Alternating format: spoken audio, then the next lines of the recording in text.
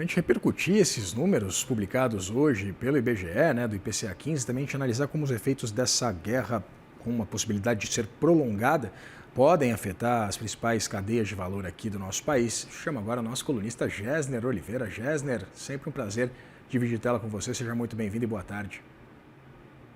Prazer é meu, Vitor, que é um prazer conversar com você, conversar com os espectadores de CNN Money. Eu tenho a impressão que o presidente do Banco Central chamou atenção para o tempo, chamou atenção para um certo intervalo de tempo a partir do qual é possível entender o impacto que haverá sobre os preços dessa guerra. E é interessante porque quando a gente olha o dado, por exemplo, do IPCA 15, de 0,44% em março, a gente vê que ainda, digamos, se a gente olha a inflação e olha para trás, ela está desacelerando, né? Porém, quando a gente olha as projeções de inflação, elas estão subindo justamente por esse receio em relação ao impacto da guerra. Nós fizemos um exercício, nós da Go Associados, Vitor, com um vetor autorregressivo chamado VAR, procurando verificar qual o impacto, por exemplo, de um insumo muito importante, que é o fertilizante, e o Oriente Médio é um dos fornecedores importantes de fertilizantes. Eu vou mencionar um aspecto, por exemplo, a ureia. Quanto tempo demora para impactar os alimentos? Depois de 4 meses, um aumento no preço do fertilizante tem um impacto sobre alimentos. Então, isso mostra que, olhando para frente, é possível que haja um impacto na inflação brasileira, num sentido de reaceleração. Agora, é apenas uma hipótese, porque realmente nós não temos condições de dizer hoje qual será a duração do conflito. Consequentemente, isso leva as autoridades monetárias e levou o Comitê de Política Monetária, e isso também está no relatório de inflação divulgado hoje, uma postura bastante cautelosa, né? Um pouco esperando uma avaliação maior sobre a duração da guerra para verificar qual que é o efeito sobre a economia.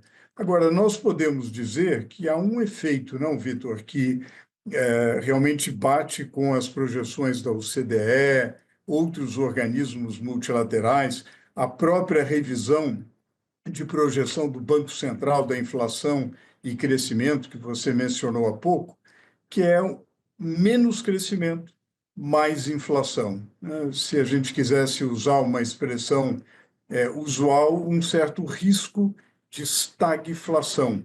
Isso é uma certa estagnação, ou no mínimo uma desaceleração, com mais inflação, uma vez que há um efeito de custo bastante relevante.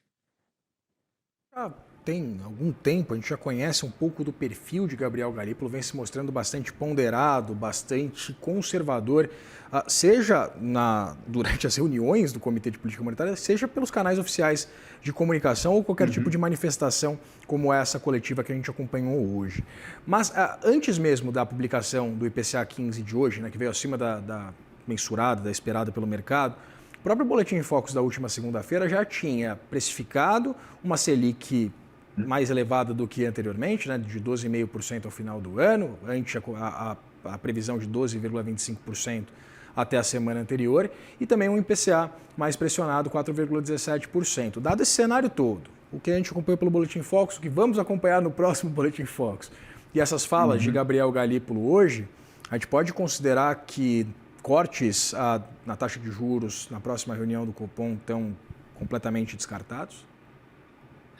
Eu não diria descartados, Vitor. Eu diria que a curva de declínio da taxa Selic será mais gradual, quer dizer, certamente será mais gradual. O Banco Central mostrou inequivocamente uma posição conservadora, cautelosa. Aliás, o Banco Central diferente de vários outros bancos centrais, acertou ao prever no passado recente uma alta da inflação, subiu a taxa de juros, reverteu esse movimento de pressão inflacionária, e agora está sendo novamente bastante cauteloso. Eu acho que é uma postura compreensível. Eu acho que é claro que o segredo está na calibragem, né? Porque o juro real no Brasil está muito elevado, e seria muito ruim errar na calibragem. A meu ver, mesmo o último corte de 0,25, ao contrário da maioria dos analistas, que achou que era 0,25 mesmo, mas eu acho que poderia ser, do ponto de vista técnico, até de 0,5, enquanto não há evidências de um conflito prolongado e dados os níveis do juro real e da situação da economia brasileira. Mas, de qualquer maneira, eu acho que o recado básico hoje foi esse recado de cautela, mas eu acho que há espaço para cortes menores do que previstos anteriormente, mas eu diria que há espaço para cortes com um monitoramento contínuo. Eu acho que houve um aspecto muito relevante, não, Vitor, que o presidente do Banco Central levantou, que não é só uma questão de logística. Há uma questão da própria produção, naturalmente, da capacidade produtiva de petróleo sendo afetada, há uma elevação dos custos nas cadeias produtivas, então isso ao envolver fertilizantes, envolve rações, ao envolver rações, envolve as cadeias, por exemplo, a cadeia proteica toda pode ser afetada. Ao envolver diesel, no caso brasileiro, dramaticamente afeta o custo do frete, do transporte e, naturalmente, o preço das mercadorias.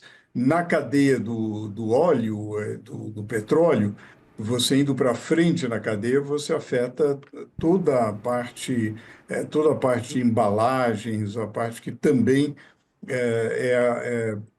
pode ter uma elevação de custo significativo. Então, agora, são potenciais, né? Porque se o conflito termina vamos dizer, em 4 semanas, é muito difícil fazer essa previsão, mas se há um término em 4 semanas, isso poderia reverter, e não há no mundo uma grande pressão de demanda. Diferente de outros choques, como foi o choque lá atrás, meio século atrás, nos anos 70, meados dos anos 70, havia uma grande pressão de demanda. Aqui não há uma grande pressão de demanda. Então, esse choque poderia ser absorvido mais rapidamente. Gessner, muito rapidamente para Cremildo Aguiar, nossa chefe, não dar bronca na gente. Você citou a choque do Oh. petróleo dos anos 70. Eu queria te perguntar, a gente tem um aspecto que é diferente, que é exatamente esse peso do câmbio também na inflação brasileira. Se em choques anteriores tivemos um impacto muito significativo também na taxa de câmbio, esses choques externos, dessa vez a gente não tem acompanhado essa busca para o dólar, por dólar, né? Eu queria entender se isso muda algum tipo de perspectiva em relação exatamente à condução da política monetária. Também, eu acho que também muda. Você apontou muito bem. Aliás, o relatório de inflação contém alguns exercícios interessantes que os espectadores, eventualmente, com mais calma, poderão ver.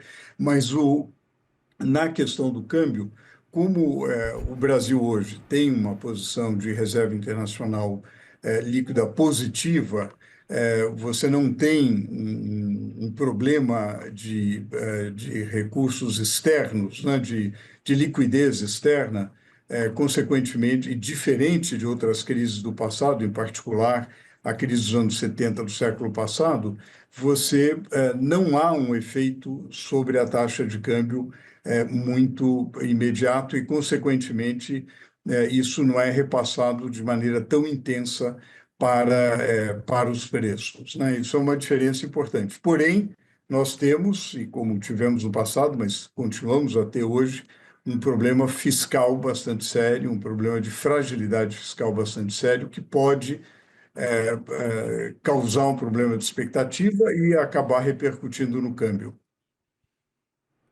Gessner, sempre um prazer dividir tela com você. Espero que tenhamos mais oportunidades, que seja mais frequente, meu caro. Muito obrigado. Muito obrigado, grande abraço.